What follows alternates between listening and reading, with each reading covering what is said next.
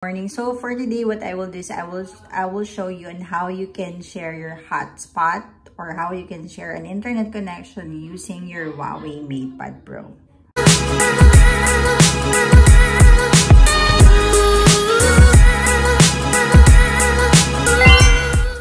So si Sean, mag-Christmas party siya right now, and I'll be using my laptop, my own laptop, para dun sa buong event niya, para meron siyang mas maganda na screen, and meron din kasi kaming monitor So, ayan. So, project natin yung Christmas party niya on the monitor, so we can also see kung anong nangyayari sa kanila.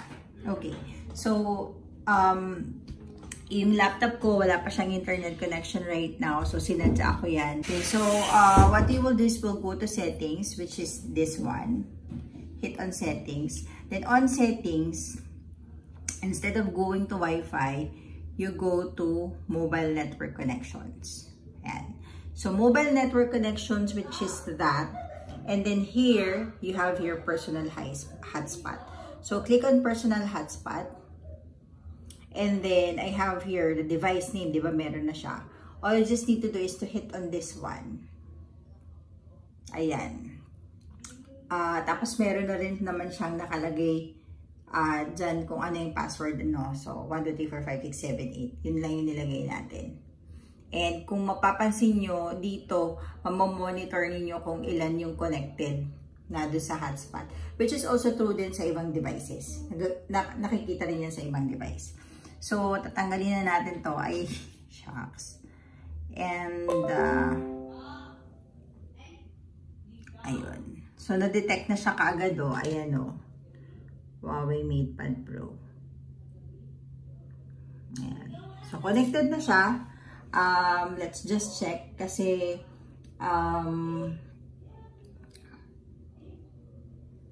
let's open up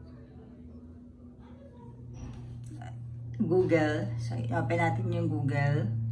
Ayan. So, nakikita nyo naman na nag-open yung Google. Then, let's type in Zoom. Kasi Zoom yung gagamitin niya. Download na lang din natin. Okay. So, download natin yung Zoom.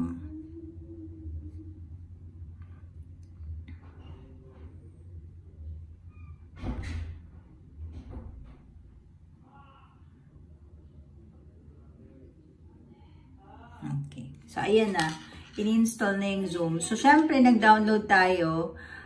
Meaning, yung connection niya with the Wi-Fi, with the Huawei Matepad Pro is meron siyang connection and meron siyang internet na flowing. Kasi, syempre, di ba, you won't be able to download anything kung wala kang internet. So, there you have it. And then, pag ilimbawa like this one, di ba, may nakakonect ka na ng device, hit on it. Tapos, makikita mo kung ano yun. So, ito yung connected na device. Hindi man nakalagay kung halimbawa na tablet siya or laptop or cellphone, hindi man nakalagay. Meron naman siyang IP or meron naman siyang identifier kung ano yun. And, ang maganda dito is you have this blacklist. So, kung halimbawa magba-blacklist ka, pwede mong ilagay. Halimbawa, merong tao na connect sa'yo ng connect ng internet, tapos ayaw mo naman siyang mag-connect sa'yo.